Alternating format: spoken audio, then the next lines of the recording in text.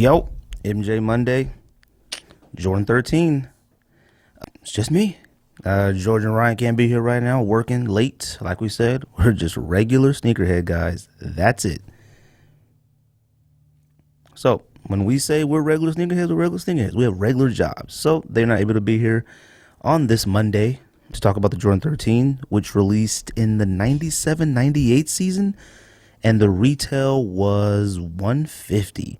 So this is when the Jordan's prices started getting a little high. That's when we started creeping to the 170s, the 200s pretty soon.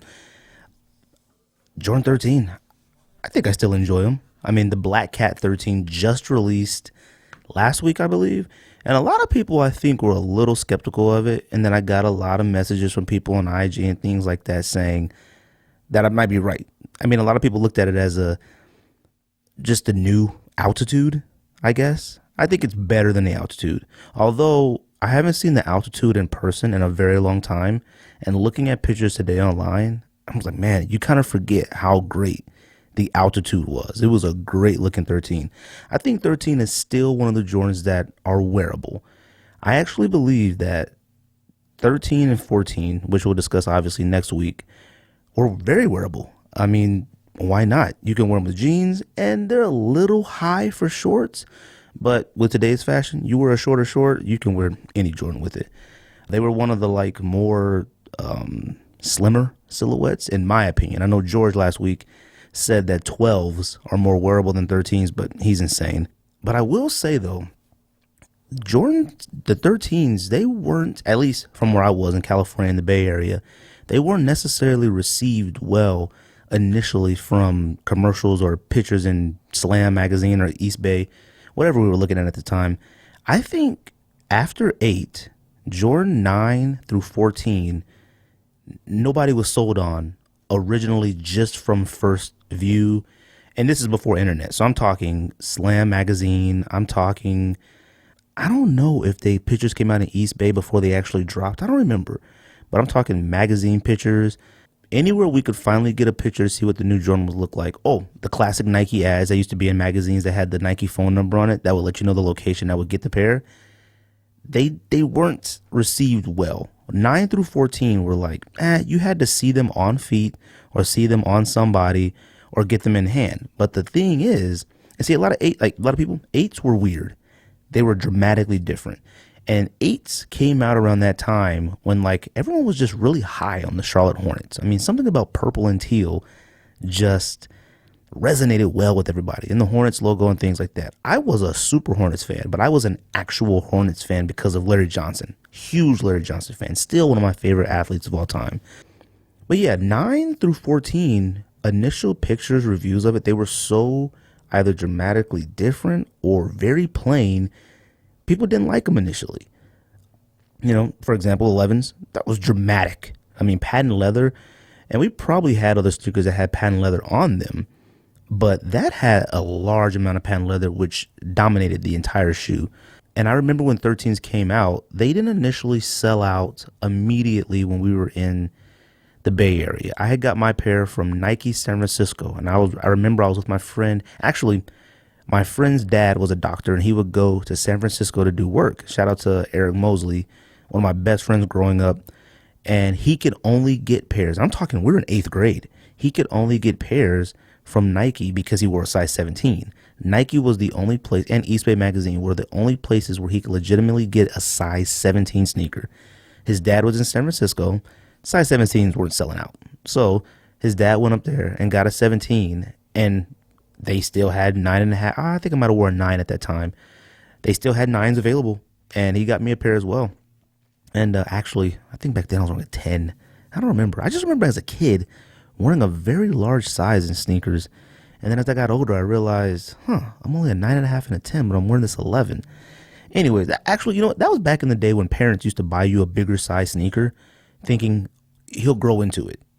The shoes were beat before you actually grew into it. Facts, all right? But yeah, I remember he got us both a 13. And we were just, I mean, this is back in an era where you still had the greatest basketball player. And this is when he's the greatest basketball player of all time and still playing. You were going to see that Jordan on the court every other night, every other night. playing basketball. You were going to see it in the playoffs. You were going to see it in the finals at that time. I think in the Jordan 13, he won the finals against Utah and league MVP at the same time. I'm not sure. And that was a time where, like, your Jordan, besides being cool, I mean, I don't care what anybody says, having Jordans back in the day between 84 and whenever Jordan retired, actually maybe still to this day, but even when Jordan retired, you were considered rich or you were considered lucky. All right. Facts. All right. And it's funny because I remember we had them and we didn't care for them that much. My friend had to get them because they were size 17, and I had to get them just because I was just that guy.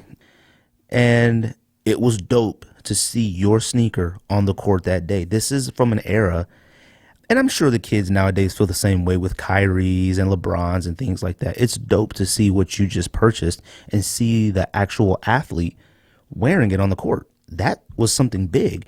But now I'm talking about the golden era of basketball. And I don't want to sound like the old man. I'm telling you, this is an era of basketball where we had your Shawn Kemps, your Dennis Rodmans, your Gary Paytons. You had your Karl Malones, John Stockton, Scottie Pippens, your Jordans. You had your Ewings, your John Starks, your Reggie Millers, your Alonzo Mournings, Tim Hardaways. I mean, you had players of players. I mean, legitimately the best era in basketball, period. I mean, you even had that your semi-good players, they still went out there and rocked Jordans every once in a while. But it was dope to have the 13s. And I wasn't a huge Jordan fan at the time. I was one of those guys, oh, he's the greatest athlete, greatest basketball player of all time, period. But I wasn't out there rooting heavily for him because I wasn't a huge Bulls fan. I mean, I was from LA, so I rooted for the Lakers. And obviously I was a Hornets fan at the time. And this was back, I'm talking when Iverson was, I think that was Iverson's first year? Or no, Iverson came in 96, so that was like his second year. And this is when Iverson hit the scene, and there was no such thing as a non-Iverson fan, at least not a kid, all right? And every minority, I believe, was an Iverson fan.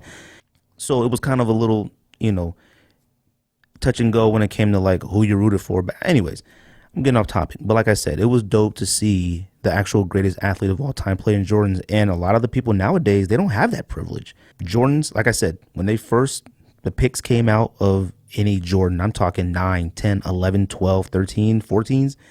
It was like, I don't know about those. And the prices started going up and up. And it was just something about them that didn't initially make you go, I must have. Except for the fact that they were Jordans, or you had to be that guy with the Jordans. I mean, let's be clear. I mean, sneakers nowadays, they're as popular as Instagram models, okay? Perfectly taken sneaker pick will make you cop. I don't care what it is. There are a lot of sneakers that me, Ryan, George will look at and we'll be like, nah, those suck.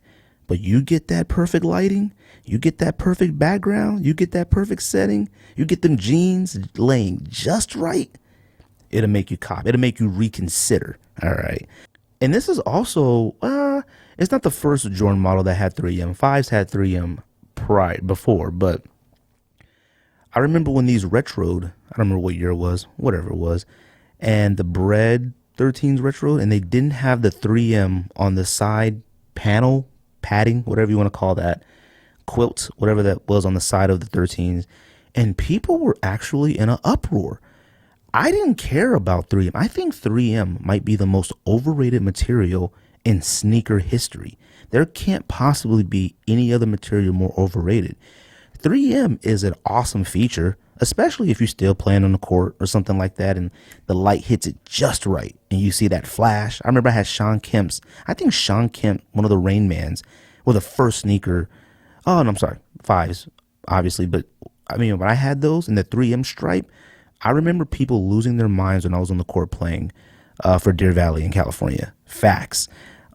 People were interested in the shoe just because of the 3M. But for now, people to actually say, I'm not going to buy a sneaker because it doesn't have the 3M. I remember specifically all the Facebook posts, all the people on Twitter, all the people, oh, I don't got 3M? Pass. I'm only for the OGs. Pass. Stop. All right. It's not necessary. It's not even needed. But it was something that people enjoyed. I believe it was on the Breads 13s and it was on the Flints. It might have been on another pair. It might have been on Altitudes as well, I think.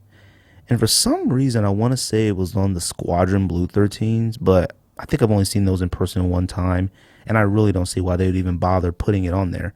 But yeah, like I said, Jordan 13s still wearable. I think they're nice. I had said I was gonna buy a 13 this year, but I keep forgetting that along with my New Year's resolution of not buying another sneaker until after May, I made the same New Year's resolution to not buy a Jordan in the year 2017. So I'm gonna stick to that.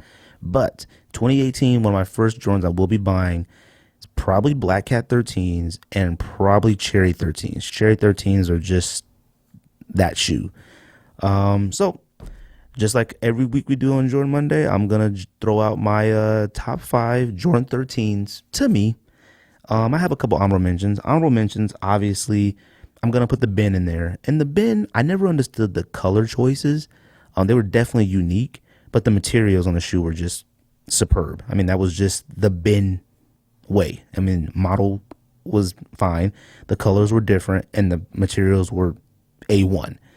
I also have the CP3 Black, which never made any sense to me anyways why that was released, because if you're going to release something like that, release it while Chris Paul is on the Hornets, because as of right now, I have zero interest in a Hornets color sneaker, especially New Orleans Hornets color sneaker, when Chris Paul is playing on the Clippers. And we've seen PEs Chris Paul has been given by Jordan Brand that are ridiculous. I mean, please release those blue Chris Paul 5s now, okay? Like, while he's playing, I want them now. I don't want a CP3 Hornets when he's 4 or 5 years removed from the Hornets. Don't get me wrong. Great looking shoe, just not interested anymore. So, number 5, Ray Allen PE. I think every single person tried that I know off a Finish Line. And I think every single person I know, like, actually got a pair and then it got canceled. At least I did. And I want to say George had got 2 pairs on there, but I don't remember. I don't know if he just told me that or were we actually trying to buy together. I can't remember. Number 4, Altitudes. I mean, it's a great looking shoe. It's a shoe that you really don't see often. I remember a lot of people did have pairs, but nowadays you don't see anybody walking around, at least not where we're from. In Arizona, I don't see anybody wearing Altitude 13s that often. And even going to some of the consignment shops, shout out to Ben Had Those, pound for pound. I don't see them that often, or I'm just not paying any attention. But Altitudes are very underrated as a Jordan sneaker. 3, I already have Black Hats on here. I mean, it was done really well. I respect Jordan sneakers that come out nowadays that are done really well. These ones are done really well. The laces, I swapped the laces out and put some regular black laces in them. But everything about this shoe was perfect. I mean, I always said the only all-black Jordan that should ever exist is the Black Cat 4, but they did really good with these ones. These were really great. Number 2, Chicago Cherry 13, whatever you want to call that one. And then number 1, Flint. Some might be wondering where the He Got Games at, which I get why they're called He Got Games, because they were in the movie He Got Game. But I don't know. I mean, there was the first pair I had, obviously. From the story I told you, me and my friend Eric, but they just they weren't that appealing to me. Like, they didn't have the same effect as a Taxi did. A Taxi was your black, your white, a little bit of yellow here and there, and they were pretty plain. But it was something about a Taxi. I don't know what it was. I don't know if it was the materials. I don't know what it was. But I never fully got into the He Got Game model. And the hologram too was dope on the 13. I mean, some people lose their minds over that as well. But it is what it is. Oh, and by the way, Jordan 13s might be the number 3 worst Jordan sneaker to hoop in ever. I don't know anybody who can hoop in a Jordan 13, period. They have absolutely no grip. They're strictly for casual wearing. I think that's actually it. That's all I have for the Jordan 13 today. Like I said, the homies Ryan, George aren't in the building today. So, you just got my opinion, and that's MJ Monday.